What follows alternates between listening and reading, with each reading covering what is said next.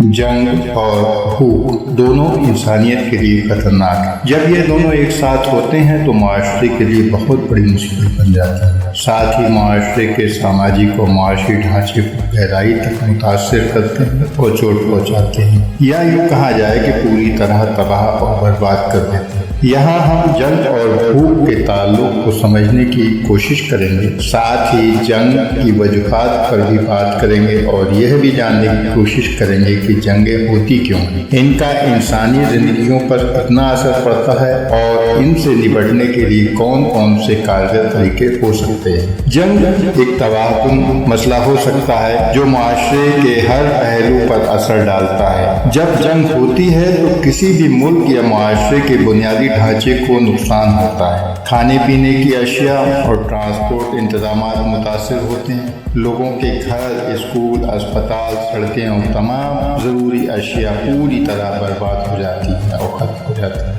यहाँ तक कि कितनी ज़िंदगियाँ ज़ाया होती हैं इसका भी अंदाज़ा नहीं लगाया जा सकता। कहा जा सकता है कि लाखों की तादाद में लोगों की ज़िंदगियाँ ज़ाया हुई हैं, लेकिन ये एक मजमूई आंकड़ा नहीं हो सकते। साथ ही कितने लोग एक मुकाम से दूसरे मुकाम पर हिजरत करते हैं इसका भी कोई आंकड़ा मौजूद नहीं है। यूँ तो लाखों में कहा जा सकता है। खासकर इन्हीं हिजरत करने वालों की वजह से ही मुसीबतें भी पैदा होती हैं। यह शक्ल न केवल जंग के इलाके के लोगों के लिए परेशानी का बायस बनती है, बल्कि पड़ोसी मुल्कों के साथ साथ आलमी सतह पर भी मुसीबतें पैदा करती है। जंग की वजह से खुराक की फराहमी में कमी हो जाती है, क्योंकि खेती बाड़ी के इलाके और जहाँ पर ज़ख़ीरा किया जाता है अनाज का, वो मकामात भी पूरी तरह तबाह हो जाते हैं। जंगी मकामात को पहुँचने वाले रास्ते भी पूरी तरह से बंद हो जाते हैं या बंद कर दिए जाते हैं, जिसकी वजह से खाने पीने की अशियाओं की कीमतें आसमान छूने लगती हैं। गरीब और माजूर तबके के लिए खाने पीने की अशिया खरीदना मुश्किल ही नहीं बल्कि नामुमकिन हो जाता है। भूख की वजह से एक सनसनीखेज बहरान पैदा होता है, जिसकी वजह से भी लाखों लोग मुतासिर होते हैं। जब लोगों के पास ज़रूरत के लिहाज से खाने पीने व तिब्बी अशिया नहीं होती, तब उन पर जिस्मानी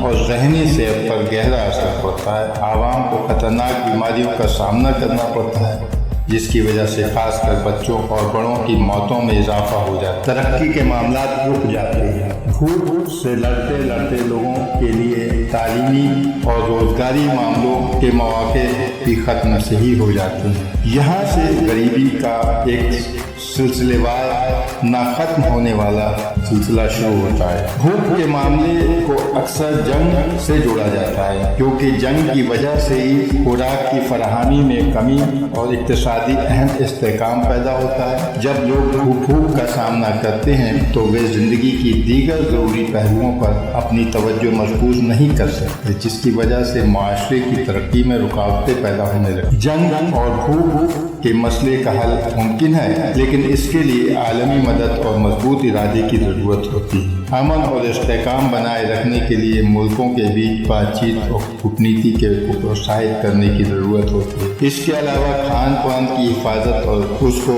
वहाँ तक पहुँचाने के लिए मजबूत इंतजामात की भी ज़रूरत होती है। यहाँ यह बात भी गौर करने लायक है कि दुनिया में जब कभी किसी मुल्क में जंग के हालात पैदा हुए या जंग हुई है, उसके पीछे मजबूत और ताकतवर मुल्कों का ही हाथ रहा है। दुनिया के मजबूत और ताकतवर मुल्क दुनिया पर अपनी हुकूमत जो करना चाहते हैं, उनके लिए चाहे पूरे मुल्क ही क्यों न तबाह करने पड़ जाएं, लेकिन वो अपने आप को ये साबित करना चाहते हैं कि हम दुनिया में हुकूमत कर रहे हैं। इसी के सिलसिले में को अगर देखा जाए तो हाल ही की मिसाल देख सकते हैं कि इजराइल ने फ़िलिस्तीन पर किस तरह से हमला किया है और किस तरह तबाही मचाई है। कुछ दिन अगर पीछे देखना चाहेंगे तो अफगानिस्तान पर भी 18 ताकतवर मुल्कों ने मिल करके अफगानिस्तान को तबाह किया। दुनिया देख रही है किस तरह जुल्म और ज्यादती और हठधर्मी से फिलिस्तीन के शहर गाजा को तबाह किया जा रहा है। इस जंग में मुल्क ही नहीं तबाह हो रहा, बल्कि पूरी दुनिया की इंसानियत का भी खून हो रहा है। दुनिया को इंसानों की तबाही,